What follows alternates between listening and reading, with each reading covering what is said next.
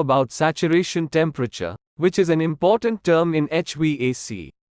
Saturation temperature is the temperature at which a liquid starts to turn into a vapor. This saturation temperature varies with pressure. For example, when water is heated, once its temperature reaches 100 degrees Celsius, it starts boiling and changes from liquid to vapor. This 100 degrees Celsius temperature is the saturation temperature of water. The temperature at which a liquid starts boiling and changes from liquid state to vapor state is saturation temperature. Let's know what this saturation temperature is used for in the HVAC system. HVAC system contains a lot of refrigerants. Each refrigerant has its own saturation temperature. For example, the saturation temperature of R22 refrigerant is 21 degrees Celsius at 121 psi pressure.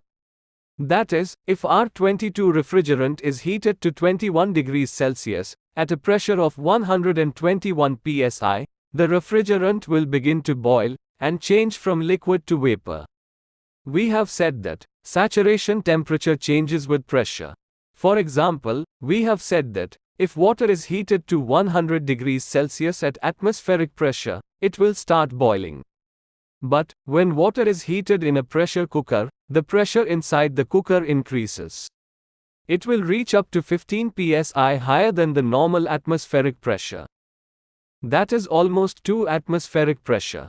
When water is heated at this pressure, water does not boil at 100 degrees Celsius. Water starts boiling only when heated up to 121 degrees Celsius. That is, when the pressure increases, the boiling temperature, or saturation temperature of water also increases. At higher altitudes above sea level, atmospheric pressure is lower. The city of Manali in India is 2050 meters above sea level.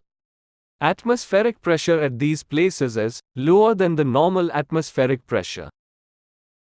When water is heated at these places, water starts boiling at 92 degrees Celsius. That means, when pressure decreases, boiling temperature, or saturation temperature also decreases. The same concept is for refrigerant also. As the pressure increases, the saturation temperature of the refrigerant also increases. The saturation temperature of refrigerant is helpful in detecting the value of superheat and subcooling. Superheat equals current temperature minus saturation temperature. Subcooling equals saturation temperature minus current temperature. We have already explained in a video of superheat and subcooling. Compressor can only compress vapor and cannot compress liquid. If the refrigerant enters the compressor in liquid form, it will damage the compressor. If the R22 refrigerant inside the indoor unit is at a pressure of 70 psi, its saturation temperature will be 5.5 degrees Celsius. So, if we heat the indoor unit to 5.5 degrees Celsius, the R22 refrigerant starts boiling and turns into vapor.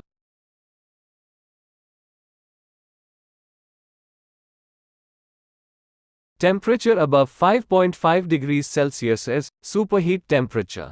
If we give 10 degrees Celsius heat in indoor unit, superheat value is current temperature 10 degrees Celsius minus saturation temperature 5.5 degrees Celsius equals 4.5 degrees Celsius. So, when it goes inside the compressor, the refrigerant goes only in vapor state.